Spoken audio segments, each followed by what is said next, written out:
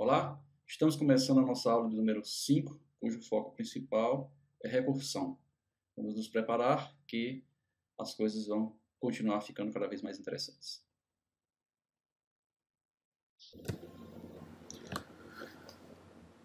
Uma função recursiva é aquela que chama a si própria. Então, a definição de uma função, em algum momento dentro da função, ela chamará a própria função passando um outro argumento que não o argumento original. Então, algumas funções elas são, por definição, recursivas. Um bom exemplo disso é a função fatorial.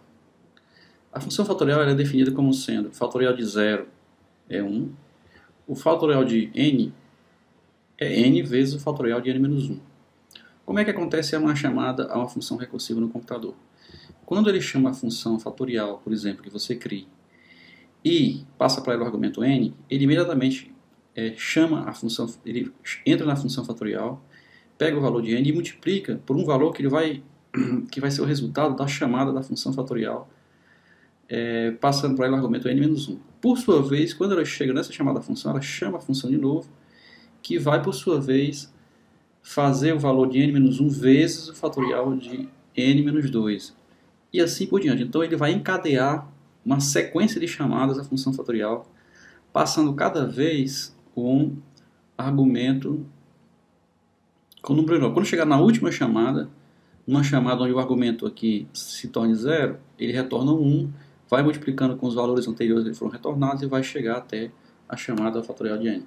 Vamos ver aqui no nosso programa como é que fica.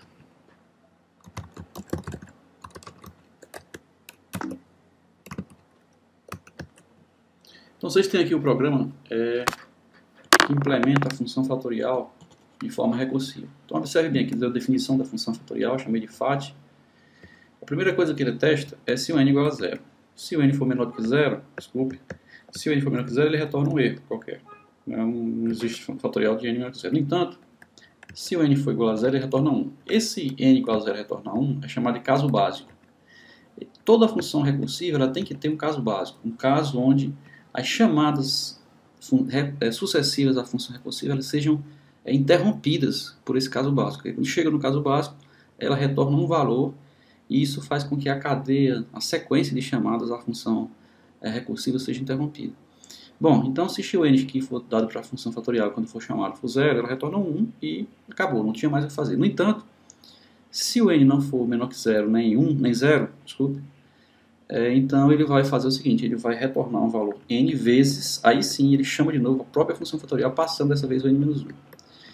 A função fatorial passando para n-1 é como se estivesse chamando o fatorial passando um novo n. Ele vai fazer a mesma coisa que ele fez aqui e vai chamar passando o n, dessa vez que ele recebeu aqui é o n-1, menos 1, ou seja, o n-1 menos 1. E aí, entra de novo na função fatorial, faz todo o teste, passa o n, menos 1, menos 1, menos 1 de novo. Menos 2, menos 3, assim por diante. Quando chegar no caso básico, ele volta 1. Volta 1, volta o n menos tanto vezes 1, n menos 2 vezes 1 e assim por diante. Bom, essa é uma forma de você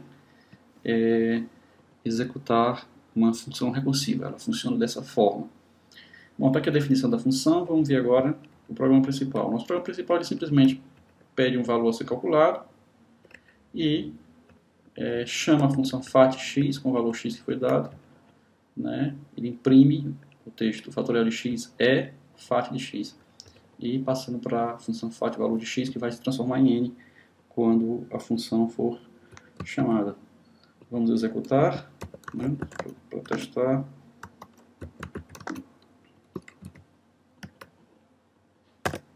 Então vamos passar o valor aí, 5, por exemplo, o valor 5 é 120, vamos passar o valor 7, por exemplo, aí 5.040, vamos passar um valor maior, 8, por exemplo, aí começa a ficar grande, um valor 10 aí, né?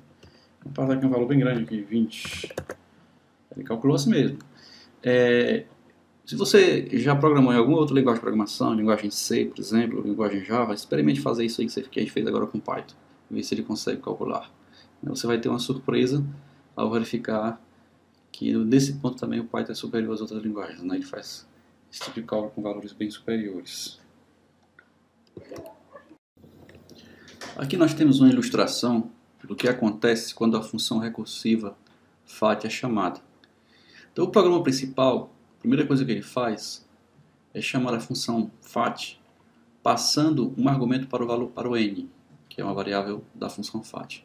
Vamos imaginar que esse argumento seja 3. Então, nós chamamos a função FAT, passamos para ela o argumento 3. Bom, em seguida, o sistema automaticamente cria o que nós chamamos, o que eu vou chamar aqui de uma instância 1 da função FAT. Então a função FAT, ela é chamada e ela tem um valor de n que é 3 e aí ela vai prosseguir a sua execução. A primeira coisa que a função FAT, instância 1, faz é testar o valor de n. Verifica se n é menor que 0. No caso, é falso. Nós podemos ver aqui do lado que é exatamente isso. Quando ele entra na função, a primeira coisa que ele faz é testar se o n é menor que 0. Se o n é menor que 0, no caso falso, então ele não faz nada. Em seguida, a instância 1 da função FAT testa se o valor de n é igual a 0, também é falso, então ele também não faz nada. A seguir, a instância 1 da função FAT multiplica o n pelo resultado de chamar FAT2. O 2 é o n menos 1, o n é 3, 2 é o n menos 1. Vocês podem ver que isso aqui está nessa linha aqui do programa. Está exatamente aqui, né? Essa linha aqui do programa.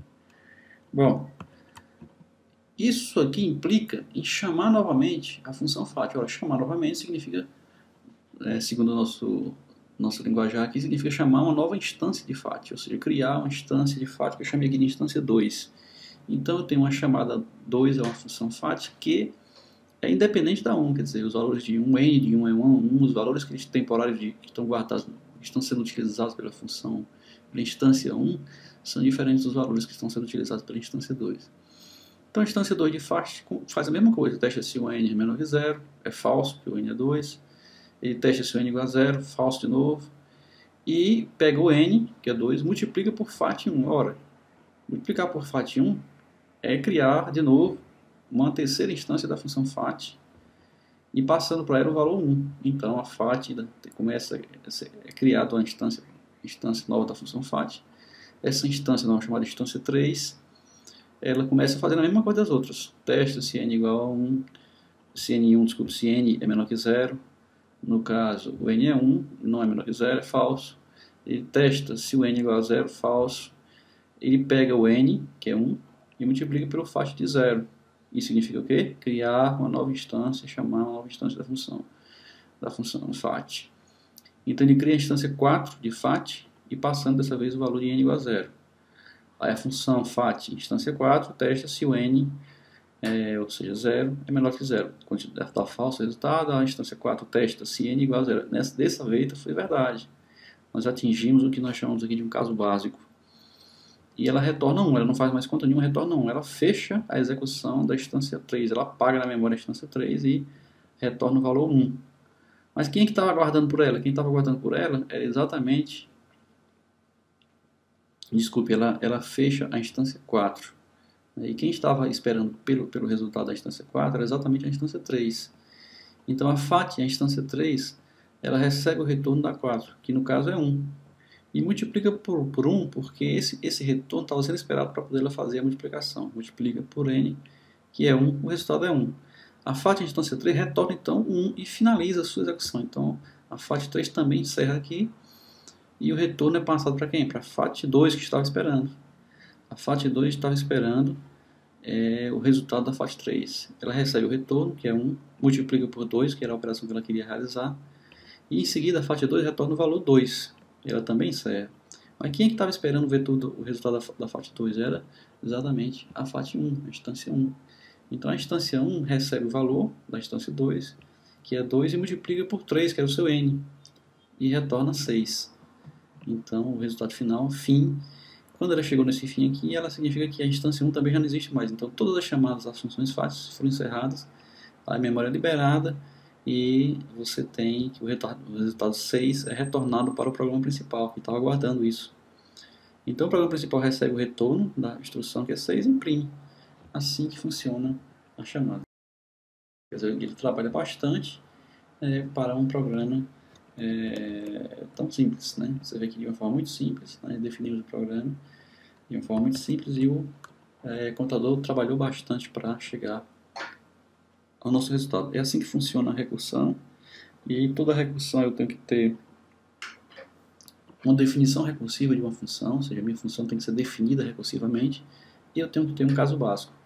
É a partir da definição recursiva e do caso básico que eu crio, né, uma cópia idêntica do meu programa, exatamente uma definição recursiva, ou seja, FAT n vezes FAT de n-1, essa é a definição recursiva de FAT, e o caso básico, que é quando n igual a 0, retorna 1.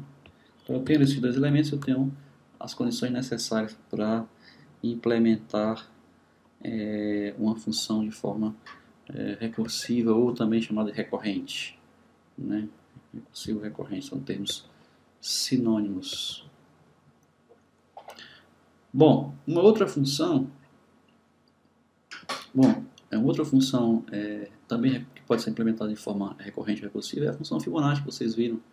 Nós vamos ver como é que ela é implementada de forma recursiva, mas antes disso, eu vou lembrar de novo que é importante que a chamada recursiva seja, é importante que ele se evite de se transformar num laço infinito.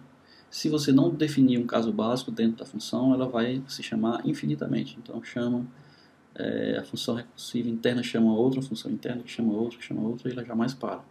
Então é necessário que tenha um caso básico. O caso básico serve para interromper a sequência de chamadas recursivas. Bom, esses casos básicos também são chamados de casos de parada, né?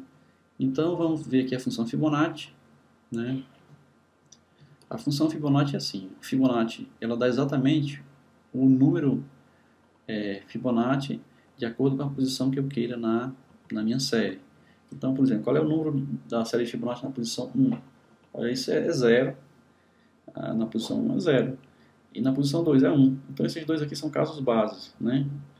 E na posição n, né, uma posição qualquer, ora, é muito simples, é só somar o valor dele na posição n menos 1, anterior, mais o valor na posição n menos 2, o anterior do anterior. Ora, então isso aqui é a definição recursiva ou recorrente da função Fibonacci. Então, nós vamos ver o nosso programa 32. Vamos ver aqui rapidinho. Nosso programa 32 traz aqui a nossa série de Fibonacci recursiva. Então, ele define a função Fibonacci aqui embaixo, né? Ele define a função Fibonacci. A função Fibonacci ele diz o seguinte: se o n recebido foi 1, ele retorna 0. Se o n foi 2, ele retorna 1. Esses casos aqui são os casos básicos. Se não é nenhum caso básico, então o que ele retorna? Ele retorna uma chamada à própria função Fibonacci passando n-1, mais a função Fibonacci passando n-2. Pronto. Simplicíssima, né? A forma de definir a função de uma forma muito simples, né? A gente define essa função e ela funciona, né? Vamos testar.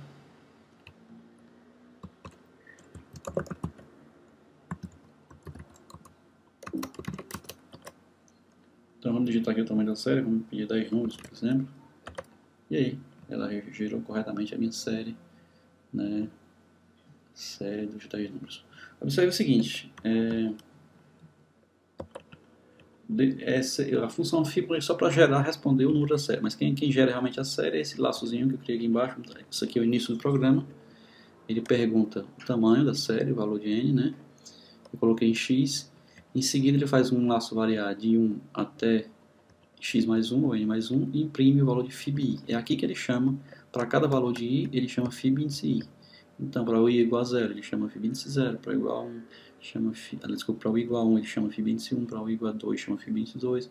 Para o i igual a 3, chama fib índice 3. Assim por diante, imprimindo o que ele recebe de resposta. Por isso que a saída lá foi não um número, mas a série completa até o elemento número 10, né, o elemento da posição 10. Podemos executar mais uma vez, só para 20, por exemplo, aqui. Olha, você vê aqui, né? Vamos pegar aqui 30 elementos, por exemplo. Aí você já vê aí uma certa espera, né? Você viu que demorou um certo tempo calcular. Vamos observar mais uma vez. demora um certo tempo. Você observa que ele demora um certo tempo para chegar ao cálculo. O que eu propus como desafio para vocês era exatamente verificar que o programa 16, que nós já fizemos, que traz uma versão iterativa. Ele não faz recursão, ele não faz recorrência. Vamos ver novamente o programa 16. Tá aqui, o programa 16 é esse aqui, ele não faz recursão. Então vamos ver se há alguma diferença em termos de execução, né, do programa. Então vamos pegar aqui o valor máximo, 200.000. Então você viu que ele foi bastante rápido, né, para executar. Vamos ver aqui, fazendo uma comparação equivalente. Vamos pegar aqui 30 elementos, né, você observa que ele demora um certo tempo. O maior valor é 514.229, você pode ver aqui. Você pode ver aqui esse valor, né? 514.229. Agora vamos executar ele na forma iterativa. 514.230 para vocês observam que a resposta foi mais rápida. Se vocês não observaram, vamos tentar de novo para ver. Vamos ver aqui. Olha o tempo, ele demora um certo tempo para dar a resposta. No outro.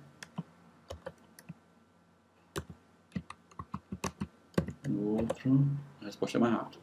Então, via de regra, os programas na forma iterativa são mais eficientes. Via de regra, nem sempre, não sei, não é o caso. Mas via de regra, na forma iterativa, dependendo do caso, você tem uma maior eficiência e velocidade na execução. Isso se deve ao fato das operações que ele tem que fazer para guardar exatamente os dados de cada instância, de cada digamos assim, função, né? Então isso aí atrasa um pouco o computador e faz com que você consuma mais memória e perca mais tempo para executar. Então, se você quiser eficiência, é sempre bom tentar ver se a forma iterativa não dá respostas mais rápidas do que a forma recursiva. Bom, um outro exemplo de recorrência nós vamos utilizar aqui para fazer a pesquisa binária. Então, a pesquisa binária é um algoritmo conhecido que é utilizado para pesquisar um valor qualquer em uma lista ordenada. Essa lista tem que estar ordenada e a gente vai pesquisar da seguinte forma. Você tem uma lista ordenada, chama aqui de lista, e nós vamos chamar de min e máximo os índices mínimos e máximos da lista onde a busca será feita. Quer dizer, esses min e máximo são duas variáveis que eu vou utilizar para controlar o espaço dentro da lista. Aqui, o espaço dentro da lista onde eu vou pesquisar. Eu vou pesquisar dentro desse espaço, entre o min e o máximo, né? Inicialmente o min é 0, que é o primeiro elemento da lista, e o máximo é exatamente o complemento da lista menos 1. Eu vou pesquisar na lista inteira, entre o 0 e o complemento da lista menos 1. Bom, o caso base é o seguinte. Quando eu chegar a uma situação, quando eu recalcular a lista, fizer uma pesquisa, que o min chega igual ao máximo. Se eu chegar nessa situação, que o min chega igual ao máximo na manipulação da lista, ou na execução da pesquisa, é porque eu cheguei nesse caso, então eu interrompo a busca e eu verifico se a lista índice min ou máximo, já que são iguais, é igual ao elemento buscado ou não.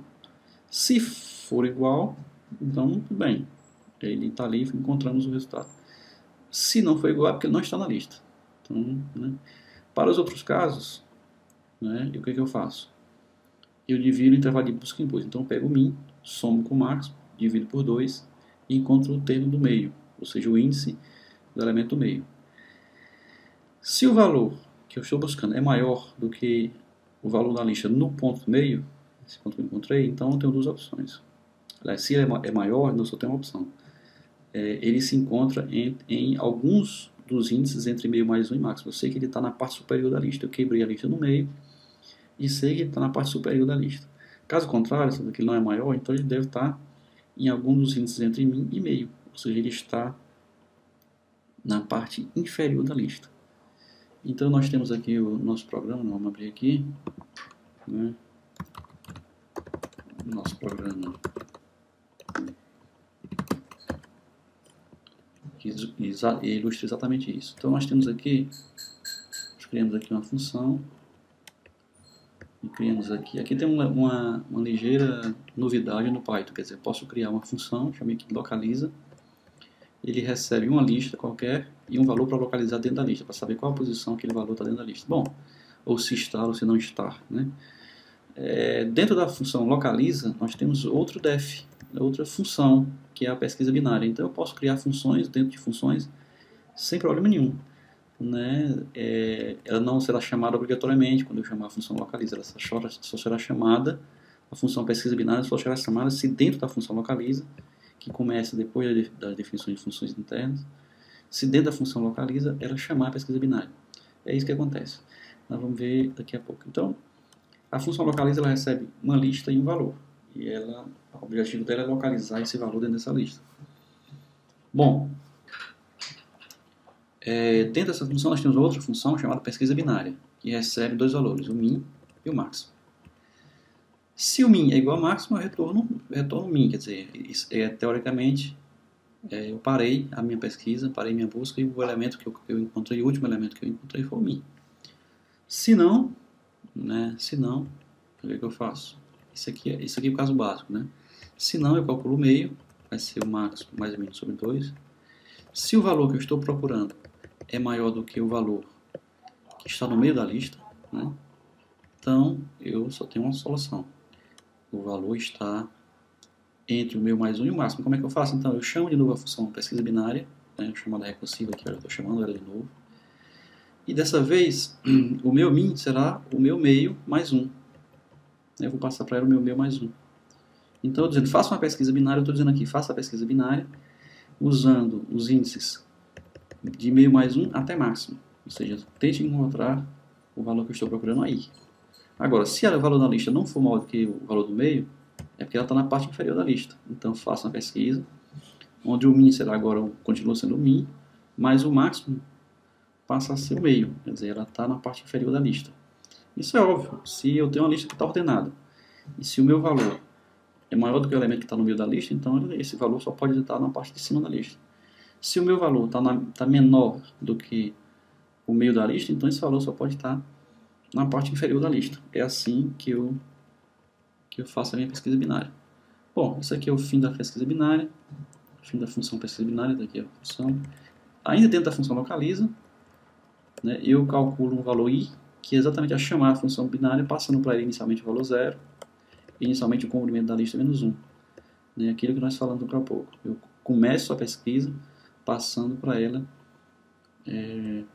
o valor do min e do máximo, que são esses aqui.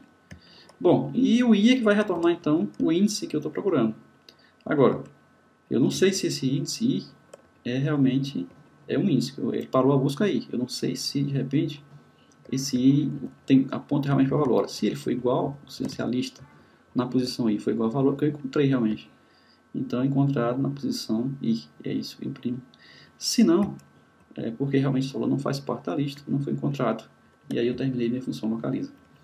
Aqui eu tenho o programa principal. Ele pede simplesmente para você digitar a lista a ser pesquisada.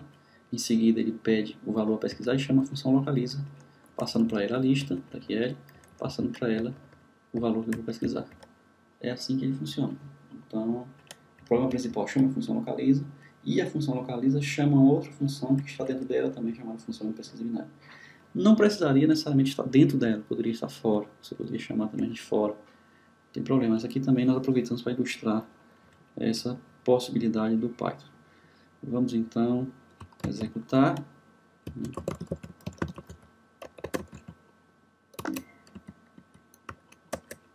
Então a primeira coisa que ele faz é digite a lista a ser pesquisada. Lembre que ela deve estar em ordem crescente. Então eu vou colocar aqui uma lista em ordem crescente. Eu vou botar os elementos aqui 12, 33, 44, 55, 67, 89, 123, sempre em números crescentes. Bom, vou botar aqui a minha lista, digitei. Aí pergunta qual o valor precisava. Vou dar aqui um valor qualquer, digamos 55. Então, bom, 55 foi encontrado na posição 3. Lembre-se que o primeiro da lista é 0, o segundo é 1, o terceiro é 2, o terceiro é 3. Então, funcionou perfeitamente. E aí você pode fazer outros testes. Vamos ver se eu colocar valores aqui e de repente eu pedir um número que não está na lista, isso não é encontrado, o 5 não foi encontrado, né? E sim, assim por diante, tá? Nosso programa funcionou, né? Perfeito. Certo. Bom, vamos ver então como é que funciona essa pesquisa binária passo a passo, né, de uma forma mais simplificada. Então, seja a lista, vamos ver, eu dei essa lista aqui, 1, 2, 3, 4, 5, 79, 99, 101, eu dei essa lista aqui para o computador, na hora que ele pediu, eu dei essa lista. E ele pediu o valor de imposto que eu dei 79, então vamos ver o que acontece. Passo 1, né, ao chamar a função de pesquisa, ele passa o valor min 0, né, e o valor máximo, que é o primeiro da lista, menos 1. Então nós temos aqui 1, 2, 3, 4, 5, 6, 1, 2, 3, 4, 5, 6, 7, 8, 9, nós temos o comprimento da lista, são 8, aliás, são 8, a lista tem 8 elementos, o comprimento da lista é 8, 8 menos 1, 7, então o máximo é 7, a maior posição aqui é o 7. Bom, como o min é diferente do máximo, né, lembra que a função a ser chamada, a função pesquisa binária a ser chamada, a primeira coisa que ela faz o teste é se o min é igual ao máximo. Como o min é diferente do máximo, ele calcula o meio, que é 7 sobre 2, divisão inteira de 7 sobre 2 dá 3. Então, aproximadamente, não deu exato, daria 3,5 e ele fica com o valor 3. Bom, aí eu verifico. Se o valor 79 é maior do que lista índice meio, lista índice 3 é quem? Lista 0, 1, 2, 3. Índice 3 é 4. Então eu verifico se 79 é maior do que 4, é verdade. Então eu sei que o meu elemento está entre o 4 e o 101. Está aqui nessa parte posterior da lista. Aí eu faço o que? Eu quebro a lista em duas, pego essa parte superior da lista e passo a chamar a função de novo, né, a função pesquisa binária, passando dessa vez o 4 e o 7. Aí ela, ao ser chamada a nova instância, né, da pesquisa binária, passando dessa vez 4 e 7, ela faz um min igual a 4, máximo 17 e repete a operação. Tudo que ela fez antes, ela faz de novo. Verifica se min é igual a máximo, não é diferente. Calcula o meio, né, o meio dá a média entre os dois, 7, 4, 11, sobre 2 dá 5. Né? Então ele testa se o valor é maior, e em seguida testa se o valor é maior do que 5 ou não. Ora, do que o valor na posição 5 ou não. A lista na posição 5 é 79, tá aqui.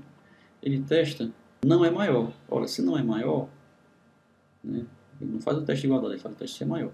Se não é maior, então ele pega a parte de baixo da lista, começando com o mínimo. Ora, o mínimo até agora está em 4. Né? O mínimo que eu tenho, né, que eu recebi foi o 4. Aí ele pega e passa o meio que ele calculou, que é 5, ele passa para a função recursiva. Então a chamada recursiva da próxima instância da função pesquisa binária terá como valores min 4 com valores máximos 5. Ele repete tudo de novo e verifica se o mínimo é igual ao máximo, ainda não é. Ele recalcula o meio e a próxima vez que ele passar a chamada função de pesquisa, ele vai passar com o mínimo e o máximo sendo, no caso, 5 e 5, porque o meio passa a ser 4. Ele pega o meio mais 1, que é 5, então fica 5 e 5. Ao ser chamado mais uma vez a função, ele verifica que máximo igual a mínimo e retorna 5 para a função principal. Ora, na função principal, ele verifica se o valor de 79 é igual ao valor da lista de índice 5. O valor da lista de 5 é exatamente 79. Então, ele encontrou o algoritmo verdadeiro, ele obteve sucesso e o valor procurado está na posição 5. É assim que ele funciona. Se na posição 5 não fosse 79, então o algoritmo teria falhado e esse elemento que eu estava procurando não existiria na lista. É assim que funciona. Bom, então o exercício que eu deixo para você é refazer o programa do jogo.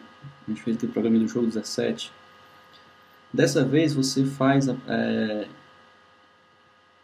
você verifica em quantas tentativas o computador acharia o número usando a pesquisa binária. E depois compare com o número de tentativas que o jogador fez. Se o jogador sempre acerta o mesmo número de vezes que o computador, ele está ficando esperto, ele está executando a pesquisa binária. Bom, se não, ele não está sendo muito inteligente. Isso quer dizer que o computador vai sempre melhor que ele? Não, pode ser que ele acerte, ele pode ter sorte. Se ele tiver sorte, ele pode acertar e aí ganhar do computador. Se ele fizer isso, ele ou está tendo muita sorte ou ele está sendo muito mais esperto do que o algoritmo de pesquisa binária. Fica a você de fazer esse exercício aí para completar o aprendizado sobre pesquisa binária. Mais algumas possibilidades de utilização de listas. Seja uma lista A com valor qualquer. Então, se você coloca A e 2 pontos 5 dentro de colchetes, essa forma de utilização aqui implica que você está se referindo à lista A com todos os elementos até o elemento 5, não incluído o elemento 5, ou seja, ele se refere aos elementos 2, 1, 3, 4, 10, que são o 0, o 1, o 2, o 3 e o 4. Se você coloca A de 1 a 3, se refere aos elementos 1 e 3. Né? O 1, nesse caso, é incluído. Né? O primeiro é incluído, o último não. Então nós temos aqui o elemento na realidade. Esse é o elemento aqui, o elemento número 1, o elemento de posição 1. Então posição 0, posição 1 é 1. E esse elemento aqui é o elemento de posição 2. O elemento de posição 3 não é incluído. Esse aqui seria um intervalo fechado à esquerda, aberto à direita, de 1 a 3. Esse aqui é a índice 4, a índice 2.4 seria os elementos até o elemento 4, não incluído 4, obviamente, repetindo a mesma coisa. Então, se eu tiver as listas B, por exemplo, igual a 1, 2 e C igual a 3, 4, a soma de duas listas resulta em uma lista concatenada. Então, isso aí são funções específicas da linguagem Python, mas você pode implementá-las facilmente em qualquer outra linguagem. Se elas não tiverem, a linguagem que você está trabalhando não tiver essas possibilidades, você pode implementar facilmente essas funções. Bom, então vamos agora a um outro assunto, um assunto relativamente espinhoso, um pouquinho complicado e que normalmente bota a cabeça da gente para funcionar. Tem que botar a gente para pensar bastante. Esse assunto é análise combinatória, como vocês podem ver na transparência. E vamos ver um caso mais simples Vamos ver aqui não um caso mais simples, mas vamos ver aqui uma forma de fazer a permutação que a gente está acostumado de dois valores. Isso aí será a última estágio, né? Então você tem aí dois valores, A e B. Se você quiser trocar os valores deles, permuta os valores, é simples. Se você usa a variável temporária, vou chamar de C, atribui a ela o valor de A, e agora você, valor de A, você tem uma cópia de segurança. Você serve com uma cópia de segurança do valor de A. Ora, você passa B para A, então você apagou o valor de A antigo. E você passa o B para C, que era o valor de A antigo. Após a execução disso aqui, você tem que os valores de A e B foram trocados. Bom, isso aqui é só uma introdução, vamos começar no assunto que interessa. Dadas duas listas, A e B. Então, seja a lista A, A1 até a N, seja a lista B, B1 até Bn. Os comprimentos de A e B são iguais.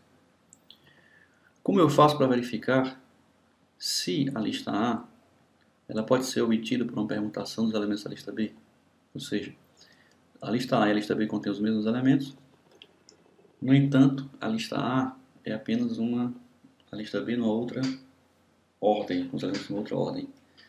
Então, isso é muito fácil, muito simples. Nós vamos fazer aqui no nosso programa 34.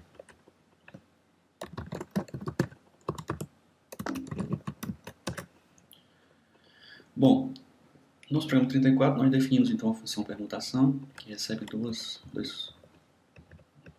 argumentos, A e B. Verifica se o argumento, primeira coisa, ele verifica se o argumento, complemento do argumento A, normalmente vai ser uma lista, ele vai saber como uma lista, é 0. Se for, então ele verifica também se o complemento de B é 0. Então, se o complemento de B é igual a zero, olha, observe que isso aqui é uma operação de comparação. Ele retorna o resultado dessa comparação aqui. Se for zero, essa comparação da verdade, então ele retorna a verdade.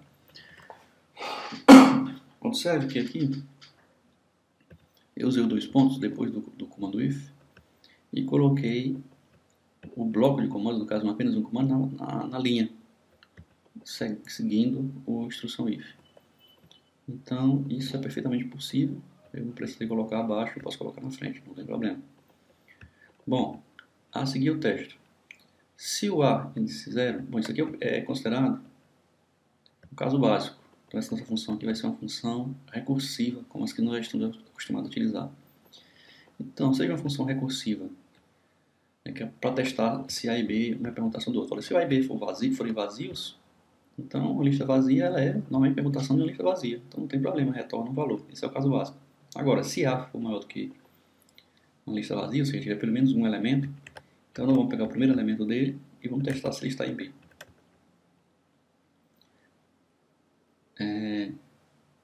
Se A índice 0 está também em B, então, perfeito, eu tenho que verificar em que posição ele está em B. Então eu coloco pegar a variável i e retiro, usando o comando index, que a gente viu nas transparências passadas, a gente diz que eu quero saber onde é que está o elemento cujo valor é a índice 0 em B. Bom, e aí, isso aqui é a primeira coisa que faz. Em seguida ele chama, ele guardou no i, obviamente, a posição do A no zero, da 0 em B. A seguir ele chama a função permutação de novo, para retornar quem? Retornar exatamente uma chamada função permutação, passando para ele dessa vez não mais o A0, mas o A1 para frente, quer dizer, a lista restante que tirou o A0, a lista restante. E ele vai testar a lista restante do A, ele quer testar se o restante do A, tirando o primeiro elemento que nós acabamos de tirar, está no B retirando o elemento I, ou seja, o B de 0 a I, o B concatenado de 0 a I, não incluindo I, lembrando, mais o B de I mais 1, você saltou o I até o final. Então essa lista aqui é a lista B sem o elemento I. Essa lista aqui é a lista A sem o elemento A0. Então dessa forma, ora, se isso é verdade, aconteceu, está aqui, eu já tinha testado. Então eu vou testar agora se é verdade também que o primeiro elemento do A1, do A restante, está na lista do B restante. Ele vai lá dentro dessa função, que é essa mesma função aqui, ele vai fazer a mesma coisa com o A1. E depois ele chama de novo e faz a mesma coisa com o A2, com o A3. Então ele vai fazer isso para todos os elementos da lista A. Ou seja, ele vai chamar a função permutação tantas vezes quantos ainda restem elementos na lista A. Então, dessa forma, ele vai acabar em um caso básico, e o caso básico é retornar se a lista for vazia. Bom, mas quando é que isso para também no caso falso? O caso falso é simples, ele nem entra nesse laço aqui, ele nem chega a chamar a função permutação de novo, porque se o A não estiver em B, em algum momento falhar essa comparação aqui, ele retorna falso. E retornando falso, obviamente, ele também seria um caso básico onde ele interrompe toda a sequência de chamadas e retorna o valor falso. Então é assim que funciona, muito simples também. Você vê que a recursividade ela facilita muito a tarefa do programador. Basta que ele pense, aí dificulta a tarefa de pensar em comprimento, quer dizer, programas são sempre pequenos, os programas recursivos são pequenos, e ele tem apenas que descobrir qual é a lei de formação recursiva da função. No caso dessa função, a lei de formação é exatamente essa aqui. Bom, terminada a definição da função recursiva permutação, nós vamos pedir um valor para A, então digite o valor da lista A, input, isso aqui é o programa propriamente dito, digite um valor para a lista A, esse valor é guardado na variável A, e em seguida digite um valor da lista B, esse valor é guardado na variável B, e ele imprime permutação AB. Na realidade, permutação AB, como vocês viram, os retornos são sempre algum valor de verdade, ou é verdade por aqui, ou é falso por aqui. Então, as sucessivas chamadas também retornam verdade ou falso. Então, o valor que vai retornar é um valor verdade ou falso se a lista A for, os elementos da lista A pertencerem à lista B forem resultado de permutação da lista B. Então, vamos executar.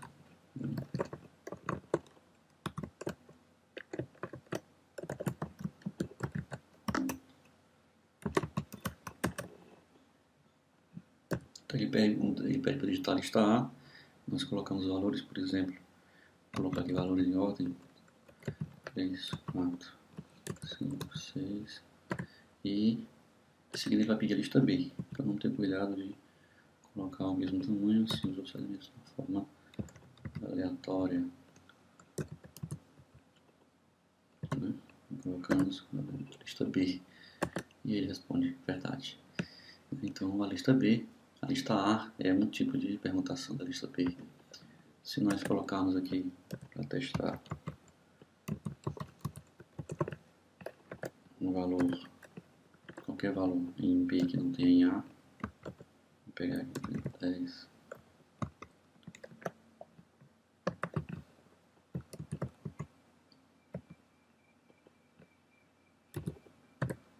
Colocamos uma lista B que não é exatamente igual à lista A e a resposta é falso. Nosso programa está funcionando corretamente. Bom, então isso aqui foi o nosso primeiro exemplo, primeiro contato que nós tivemos com permutações, quer dizer, ele simplesmente testa se isso é permutação. Na realidade, não chega a fazer um grande trabalho, porque basta que ele verifique se todos os elementos de A estão em B. E isso é suficiente para verificar que há uma permutação de B. Bom, agora vamos uma coisa mais trabalhada. Vamos ter uma dificuldade um pouquinho maior, que é, dada uma lista A, por exemplo, tem lá 1, 2, 3, A, qualquer que seja ela, vamos achar todas as permutações possíveis de A. Então nós vamos ver que permutar uma lista, quando eu conheço o tamanho da lista a priori, eu sei que minha lista será sempre de 3 elementos, 4 elementos, é muito fácil. O problema é quando eu vou receber a lista do teclado, aí eu não sei, ou de algum outro lugar, eu não sei qual é o tamanho da lista a priori, então eu não posso. Não é tão fácil assim resolver o problema. Então, ver o caso 1, está no nosso programa 35. Nós vamos ver que é muito fácil. Bom, imagine que eu tenho uma lista qualquer, essa lista foi atribuída aqui a ABC, então eu sei que o comprimento dela é 3. Está aqui.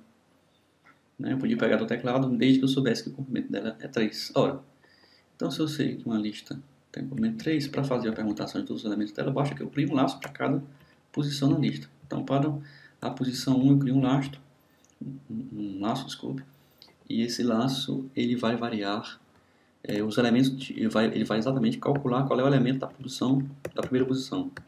Internamente eu crio outro laço que vai calcular os elementos da segunda posição.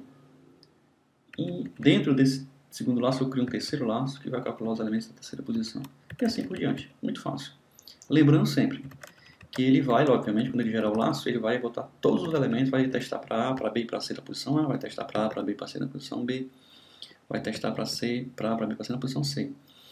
Observe que aqui eu faço uma coisa que é característica do Python, que talvez não exista em outra linguagem de programação. É você pegar uma variável e fazer ela mudar de valor de acordo com os elementos em uma lista, usando o operador in. São poucas linguagens de programação que permitem isso, são as linguagens mais modernas, o Python, o Ruby permite, mas as linguagens antigas como C, você tem que fazer essa interação. Você poderia apenas colocar a variável i variando de um valor até n. No caso, se fosse em outra linguagem, você faria o i variar de 1, de 0, se fosse o primeiro elemento da matriz fosse 0, de 0 até 2, e teria um trabalho a mais para pegar o elemento. Mas era só uma linha de comando a mais que você teria usando outra linguagem. Bom, então você faz o i variando em lista, ou seja, o i vai variar de A, B, C, faz o j variando em lista, o j vai ser A, B, C, faz o z variando em lista, que é A, B, C também. Agora o problema é o seguinte, aqui em alguns momentos o A vai estar em A, o A vai estar em B, na primeira posição, desculpa, o A vai estar na segunda posição e o C vai na terceira posição. Olha, então eu estou criando aqui lista com repetição, né? Seria uma permutação com repetições. Mas nem sempre eu quero isso. Se eu não quiser essa permutação com repetições, eu simplesmente só imprimo o I, o J e o Z, né? Eu só gero a lista. Aqui eu botei imprimir, mas eu podia gerar e colocar em uma linha, podia ser append de uma lista de resultados, se eu quisesse, como eu fiz em outros programas. Então aqui eu simplesmente resolvi imprimir. Ora, então, mas para evitar que ele faça repetições, então eu simplesmente testo que o I tem que ser diferente do J, e o J tem que ser diferente do Z, e o I tem que ser diferente do Z. Ele só vai imprimir aqueles em que os três forem diferentes. Se você quiser fazer uma permutação incluindo repetições, né, podendo ter A, B, B, B, C, C, C, não tem problema, é só tirar só apagar essa parte aí do comando, do if, né, retira esse if e apenas imprime IJZ. Então ficou fácil, tá aí o nosso programa, vamos ver se funciona.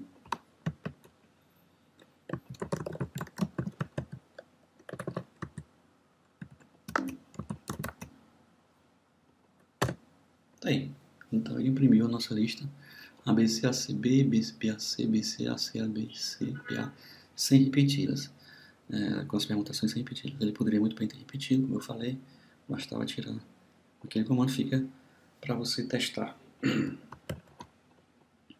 No segundo caso, esse caso aqui é um pouco mais complicado, é realmente quando eu não sei o tamanho de A, então eu não posso fazer uma lista. Outra coisa também que nos leva a busca de uma segunda solução é que essa lista pode ser grande. Então, se você tiver uma lista de 10, 20 elementos, 30 elementos, e você precisaria então de 30 laços, né? O que tornaria aí um trabalho de programação não muito inteligente, né? Seria uma solução portuguesa aí, solução ingênua, né? Para esse problema. Para uma solução melhor, né? Precisamos de uma solução melhor para esse problema, que nós vamos ver aqui no nosso programa 36.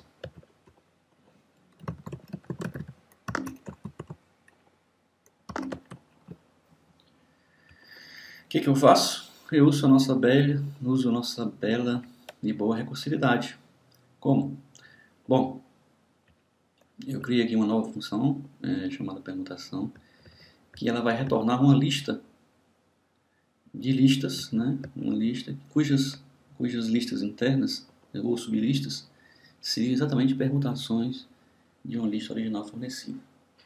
Bom, obviamente que se o comprimento da lista que eu recebo para fazer as permutações for 1, só tem um elemento, eu retorno esse elemento na forma de uma lista. Coloquei os colchetes para dizer isso. E esse aqui é o nosso caso base. Pronto, acabou. É aqui que a permutação para. Né? Lembre-se que toda recursividade, toda função recursiva tem que ter um caso base. Sem isso, ela viraria um laço infinito. Né? Bom, e se ela não retornar, se não for o caso base, ela vai fazer uma tarefinha aqui simples, que é primeiro, ela vai remover, né, digamos assim, entre aspas, ela vai copiar o valor do primeiro elemento da lista e vai colocar na variável primeiro. Então nós temos aqui o primeiro. Em seguida nós vamos pegar o que sobrou da lista, resto, vamos criar uma lista chamada resto, e vamos colocar nela o valor dos elementos da lista a partir do 1. Né? Então essa lista resto aqui é uma sublista da lista original, retirando o primeiro elemento. E vamos criar uma outra lista vazia, nesse caso, chamada de resultado. Aqui nós criamos então dois laços. Nós pegamos essa variável perm aqui e nós fazemos ela variar em uma lista de permutações entre resto. Ora, o que é isso aqui? Isso aqui é o resultado de chamar recursivamente a função permutações passando o resto como argumento. Então, essa função aqui me retorna uma lista, ou seja, ou a lista vazia, que é esse caso aqui, né? Uma lista não uma lista vazia, uma lista com um elemento só, né? Ou então ela vai executar a si própria, que tem como resultado uma lista de listas, e essas sublistas dentro da lista original, vão ser exatamente permutações da lista original. Observe que quando eu estou chamando pela segunda vez aqui, eu estou passando uma lista menor, é uma sublista, que por sua vez vai passar uma lista menor na próxima chamada, que por sua vez vai passar uma lista menor na outra chamada, e assim por diante. Bom, Mas se isso aqui é uma lista, então eu posso iterar, né, nessa lista. Eu posso fazer uma variável i, uma variável perm, variar dentro dos valores dessa lista que eu recebi. Então a perm vai ser na permutação 1, a perm vai ser a permutação 2, a perm vai ser a permutação 3. Ora, observe que eu tenho um elemento que está guardado, que é o elemento primeiro. Ora, então eu estou aqui com o perm, sendo o perm agora, a variável perm agora me representa, né, uma lista, uma sublista. Ora, para a primeira iteração desse laço, o perm é uma sublista. Então, para o i, variando desde o tamanho de perm, aqui eu botei o range aqui, a função range ela tem apenas um argumento, que é o comprimento de perm mais 1. Então está faltando um argumento do primeiro argumento, que seria o zero. Quando você não coloca o primeiro argumento, ele assume como zero. Então eu vou fazer um i, uma variável i, variar de 0 até o comprimento dessa permutação que eu obtive aqui, da interação atual. Né? Bom, então quando ele faz isso, ele vai atravessar, digamos assim, ele vai me acessar todos os elementos, ou seja, os elementos individuais da variável perm atual, que é uma, lembre-se, perm atual é uma das sublistas que vieram resultado da permutação. Bom, ou a lista vazia, que é esse caso aqui, né? Uma lista não uma lista vazia, mas com um elemento só, né? Ou então ela vai executar a si própria, que tem como resultado uma lista de listas, e essas sublistas dentro da lista original, vão ser exatamente permutações da lista original. Observe que quando eu estou chamando pela segunda vez aqui, eu estou passando uma lista menor, uma sublista, que por sua vez vai passar uma lista menor na próxima chamada, que por sua vez vai passar uma lista menor na outra chamada, e assim por diante. Bom, mas se isso aqui é uma lista, então eu posso iterar, né, nessa lista. Eu posso fazer uma variável i, uma variável perm, variar dentro dos valores dessa lista que eu recebi. Então a perm vai ser na permutação 1, a perm vai ser a permutação 2, a perm vai ser a permutação 3. Ora, observe que eu tenho um elemento que está guardado, que é o elemento primeiro. Ora, então eu estou aqui com o perm, sendo o perm agora, a variável perm agora me representa, né, uma lista, uma sublista. Ora, para a primeira iteração desse laço, o perm é uma sublista. Então, para o i, variando desde o tamanho de perm, aqui eu botei o range aqui, a função range ela tem apenas um argumento, que é o comprimento de perm mais 1. Então está faltando um argumento do primeiro argumento, que seria o zero. Quando você não coloca o primeiro argumento, ele assume como zero. Então eu vou fazer um i, uma variável i, variar de 0 até o comprimento dessa permutação que eu obtive aqui, da interação atual. Né? Bom, então quando ele faz isso, ele vai atravessar, digamos assim, ele vai me acessar todos os elementos, ou seja, os elementos individuais da variável perm atual, que é uma, lembre-se, perm atual é uma das sublistas que vieram resultado da permutação. Bom, então quando ele fizer isso, ele vai fazer o seguinte: ele vai pegar essa lista resultado, que é uma lista, e vai colocar nela a concatenação do próprio resultado mais quem? Perm, a lista perm, que é uma lista só, dos valores até i, né? Esse i aqui, é esse i aqui agora, né? Esse i aqui. Ela vai concatenar isso com o primeiro. Quem é primeiro? Primeiro é aquele que a gente, né? O primeiro elemento da lista dessa aqui, essa variável aqui. E a seguida com o perm do i mais 1, quer dizer, ele vai inserir, observe que ele está inserindo o primeiro em algum ponto da lista perm, que é uma das permutações que eu recebi. Então qual é a moral da história aqui? Vocês vão ver facilmente que ele está manipulando um elemento que ele retirou da lista que ele recebeu. Ora, então se ele faz o seguinte, ele pega o seguinte, ele pega uma lista, pega o primeiro elemento, guarda, e manda calcular as permutações do restante da lista. Quando ele mandar de novo, ele vai pegar o primeiro elemento da sublista, chamar as permutações da lista seguinte, assim por diante. Ora, chamando isso recursivamente, qual é o efeito resultante disso? O efeito resultante disso é que vai ter uma lista de listas que são exatamente as listas permutadas. Isso é possível graças à recursividade. Né? Bom, terminou aqui a nossa lista, então ele vai começar o programa, que é digite uma lista, você digita uma lista, e ele vai imprimir as listas que retornam de permutação, da função permutações, Da mesma forma que ele retorna aqui, também ele retorna aqui. Onde eu chamar funções permutações, ele vai me retornar uma lista de listas. Então, é um programa simples, embora engenhoso, né? E nós vamos ver agora ele funcionando.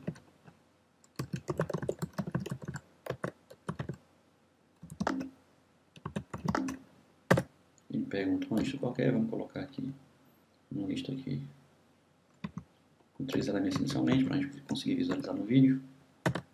Então tá aí a lista resultante, olha só. Uma lista de listas, observe que são os dois colchetes, né? Então a lista interna primeira é 1, 2, 3, a segunda é 2, 1, 3, 2, 3, 1, 3, 2, 3, 1, 2, 3, 2, 1. Exatamente o que a gente estava buscando. Vamos aumentar essa lista para 4 elementos, ou 5 elementos, por exemplo, qualquer número de elementos. E aí você tem, olha só, a lista de 5 elementos é um pouquinho maior. Vou botar com 4 elementos para a gente conseguir visualizar aqui. E aí, a gente consegue visualizar todos no vídeo. Funcionou, né? Nós vemos que através sem a recursividade, essa tarefa se tornaria bem mais difícil, com certeza o programa seria muito grande, bem maior do que esse que nós fizemos aí. Então é bom usar a recursividade para diminuir o tamanho dos programas e torná-los até mesmo factíveis. Em algumas situações você vai ficar muito, muito difícil fazer o programa, fazer o algoritmo sem usar algum tipo de recursividade. Então, caso 2, solucionado. Agora eu sei como calcular, né, todas as permutações de uma lista, não importando o tamanho dela, não importando como é que ela chegue. Bom, vamos aqui estudar um pouquinho, né, como é que funcionou esse programa 36, né? Então vocês viram no passo 1, né, ele pede digite a lista, quer dizer, digite a lista. Vamos supor que eu dei a entrada 1, 2 aqui para a gente facilitar a nossa vida. Então a lista de entrada, a variável x, vai ser 1, 2, é uma lista de entrada. Aí no passo 2 eu mando ele imprimir, né? O passo 2 que ele executa é exatamente isso. Um ele pede o input, o outro ele pede o print. Imprima permutações, né? Passando para essa função, é uma chamada da função permutações, ele passa para ela a lista que ele recebeu, 1, 2. Então ele chama a função permutações. Vamos dizer nesse momento, vamos falar, usar aqui na nossa linguagem, que ele chama a instância 1 da lista permutações. Então essa lista vai ser executada agora. Bom, essa lista recebe o valor, né? Chama a instância 1 da função permutação. Bom, observe aqui que eu estou no passo 1, passo 2. Aqui eu passo 15, quer dizer o quê? Que ele teve 13 passos aqui dentro. Onde é que está isso? No próximo slide a gente tem o detalhamento desses passos. Qual é o passo 3? O passo 3 do programa, da execução do programa, né? O passo 3 é já na instância. Nós estamos na função permutação, na instância 1, dentro da função. Nós estamos executando a função permutação, instância 1. O passo 3 é receber a lista. Ela recebe a lista, né? A lista agora é 1, 2. O que era x lá na entrada do programa virou lista agora na função permutação, dentro da função variável lista. Então eu testo o comprimento da lista, lendo a lista. Verifique se é igual a 1, esse é o passo 4. Falso, né? O resultado do passo 4 é falso, ele não faz mais nada. Não existe nenhuma cláusula else dentro do if, então ele vai para frente. Ele pega a variável primeiro, no passo 5, ainda na instância 1 da permutação, ele pega a variável primeiro e coloca o valor de lista índice 0, que no caso é 1. Olha, a lista é 1, 2, então a lista é 1. Isso é colocado para a variável primeiro. E o resto, uma lista nova que ele cria com os elementos de 1 para frente. Agora, quem são os elementos de 1 para frente? São da posição 1 para frente. São os elementos 2, né? De 1 para frente só tem o 2. E cria uma lista de resultado vazio, né? São 3 passos dentro de um só que eu coloquei para resumir a nossa vida aqui, para diminuir o tamanho do estudo aqui da execução. Então ele vem para o passo 6. No passo 6 ele vai criar o iterador. O que é o iterador? É esse aqui, para permissões em permutações e hash. Quer dizer, ele vai chamar a função permutações recursivamente e vai para cada um dos valores que retornaram, das sublistas que retornaram, ele vai atribuir o valor em permutações. Bom, isso significa chamar recursivamente a função permutações, passando para ela o resto, que é quem? 2. Isso significa criar a instância 2 da função permutações, né? Então nós estamos no passo 6 da execução, certo? Isso chama uma nova função, uma nova instância de permutações. A instância 2 está aqui no próximo slide. Está aqui a instância 2 da função função permutações. Bom, então o passo 7, né, dentro da instância 2 da função permutações, seria atribuir a variável lista da instância 2 da função permutação valor 2, foi o que ele recebeu. Próximo passo, passo 8, seria testar se len igual a 1. Nesse caso, é verdade, apenas na instância 2, já que é a segunda chamada recursiva da função. Aqui o complemento da lista é 1, né? Ele foi reduzindo os complementos à medida que vai avançando nas chamadas. E é verdade. Ora, se é verdade, ele retorna o valor 2 na forma de lista para a instância 1. Então ele fechou a instância 2 no passo 9, a função instância 2 deixa de existir, ele retornou o valor 2 para a instância 1 que a chamou. Então isso está no slide anterior, então vemos aqui. O passo 10, né, agora do 6 passou para o 10 porque o 7, 8 e 9 foram executados dentro da função, na instância 2 da função permutação. O passo 10 recebe o resultado, né, da lista, que no caso é 2, né, e substitui na expressão, né, na expressão acima, nessa expressão aqui, for perm igual, então ele recebe essa expressão aqui, permutação de 7, é substituída pelo 2, que é o resultado que está chamado. E agora essa expressão aqui vira, se transforma, essa expressão aqui se transforma num for perm in, ao invés de ser permutação, já vai ser 2, olha só, então é um valor só. Não tem problema, por ser um valor só, o laço vai ser executado a si mesmo, atribuindo a perm valor 2, é isso que ele faz. Então perm é 2. Então ele vai, o perm é 2, ele vai criar o laço, sublaço do passo 12. O laço, dentro desse laço aqui existe um outro laço, que é o for i in range, cujo valor é o complemento de perm mais 1. Ora, o complemento de perm é 1, mais 1 dá 2.